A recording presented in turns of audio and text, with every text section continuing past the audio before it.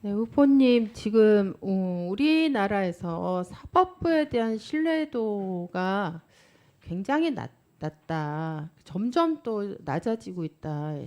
이런 평가가 있는데 어떻게 생각하세요? 네, 느끼고 있습니다. 심각할 정도잖아요. 이제 사법부에 대한 신뢰도는 단순히 이제 법원 체계만의 문제가 아니고 우리 사회 전체의 어떤 정의의 구현 지수랄까? 그다음에 안정성이랄까? 이런 부분들에 굉장히 결정적인 영향을 미치는 부분인데 그 후보님이 생각하실 때 사법부에 대한 신뢰도가 약화되고 있는 이렇게 실추되고 있는 가장 중요한 이유는 뭐라고 생각하십니까? 아까 위원님들이 말씀하신 것처럼 일단은 그 적시에 해야 될 사건이 지연되고 있는 문제, 그 다음에 이제 사법부 구성원 일부가 좀 부적절한 언행을 한 문제, 뭐 이런 것들이 이제 아니, 결부돼서 그런 것 같습니다. 네, 그 두 가지가 가장 중요하다고 아니 지금 답변하시는 거예요? 네, 막 떠오르는 생각. 저는 제가 생각할 때는 사법부의 독립성이 지금 과연 우리 사회에서 지켜지고 있나 이런 게 가장 근본적인 문제 아닌가라고 생각하는데 어, 그 사법부 내 스스로도 그렇고 내부적으로 제가 어제도 이제 권 후보자님하고도 얘기를 했는데 스스로 사법부의 독립성을 포기한 이런 일련의 과정들이 있었고 그다음에 사법부 외부에서 사법부를 향해서 독립성을 훼손하는 아주 중요한 어떤 과정들이 있었다. 저는 그렇게 보거든요. 예를 들면 대표적인 전자와 관련해서 대표적인 건 사법농단이죠. 재판 거래를 하고 사법부 내에서 그 자기 구성원인 판사 블랙리스트 만들어서 판사들을 관리하고 자체 말하자면 사찰을 하는 거죠. 이런 걸 통해서 과연 사법부의 독립성을 스스로 포기한 게 저는 굉장히 치명적인 거였다. 그리고 그게 사회적인 문제가 됐고 그걸 해결하기 위해서 그 이후에 이제 사법부 개혁에 관련된 사회적 논의가 있었고 일련의 또 시도들도 있었잖아요. 그 행정기구 자문위원회의 자문위원으로 활동하신 걸로 알고 있는데 그것도 그 일환 아니었습니까? 네, 맞습니다. 네, 저는 이런 부분이 더 핵심적인 게 아닌가 싶은데 지체된 정의와 그다음에 일부 법관의 뭐 문제적인 발언과 행동 이렇게 말씀하셔서 상당히 네, 의외입니다. 네, 네, 듣고 네, 보니 후자와 관련해서 그럼 예를 들면 어떤 게 문제적인 발언과 행동이라고 생각하십니까? 법관의 두 가지 중에 법관의 문제적 발언과 행동 얘기하신 게 어떤 거예요? 어떤 걸 염두에 두고 말씀하신 거예요? 네, 아까 위원님이 지적하신 뭐 약간 정치적인 뭐 그런 발언이나 뭐 그런 거였는데 지금 위원님 말씀을 듣고 보니까 정치적 발언 사, 예를 들면 어떤 정치적 발언?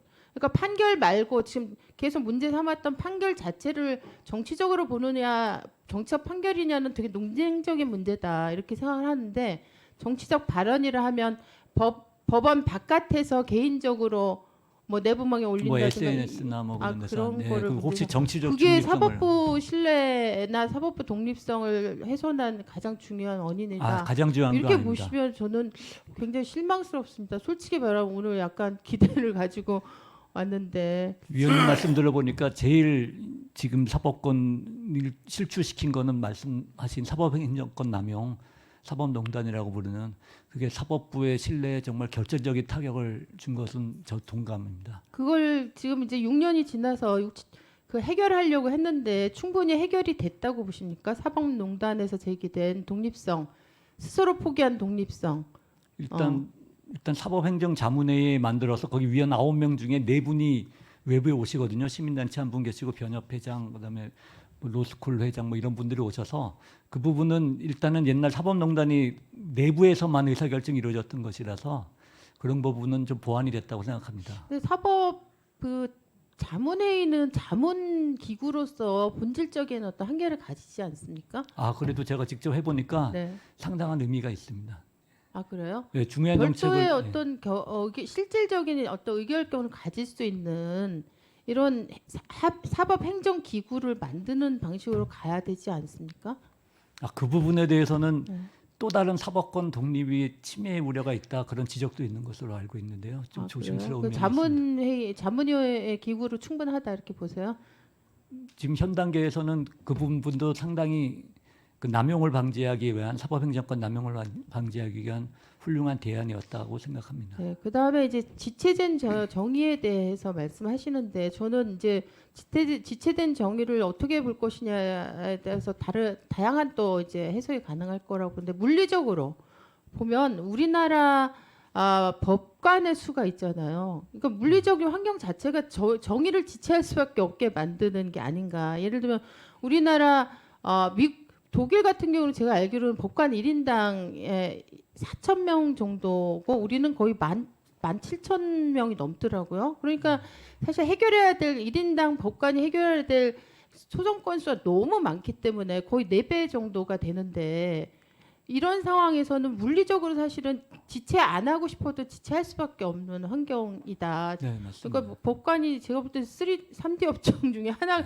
저는 이 수치를 처음에 봤을 때 그런 생각까지 들었거든요. 그러니까 이런 식으로 물리적 환경이 형성돼 있으면 사실은 어쩔 수 없이 선택적으로 할 수밖에 없고 지체는 불가피한 구조가 될 수밖에 없다 이렇게 생각합니다. 그래서 법관을 증언을 대폭적으로 해야 된다고 생각하는데 여기에 대해서는 어떻게 생각하세요? 네, 공감하고요. 법관 증언이 영 어려우면은 법관 증언과 함께 법관 보조 인력이 있거든요. 재판연구원이라고. 네. 그 부분이라도 많이 증언됐으면 좋겠습니다. 근본적으로 법관을 증언하는 방식으로 가셔야죠. 이제 대법관이 되시면 이런 단순히 판결 자체뿐 아니라 이 법원의 여러 가지 근본적인 환경과 구조를 개혁하는 문제도 저는 굉장히 중요한 역할 중에 하나라고 생각합니다.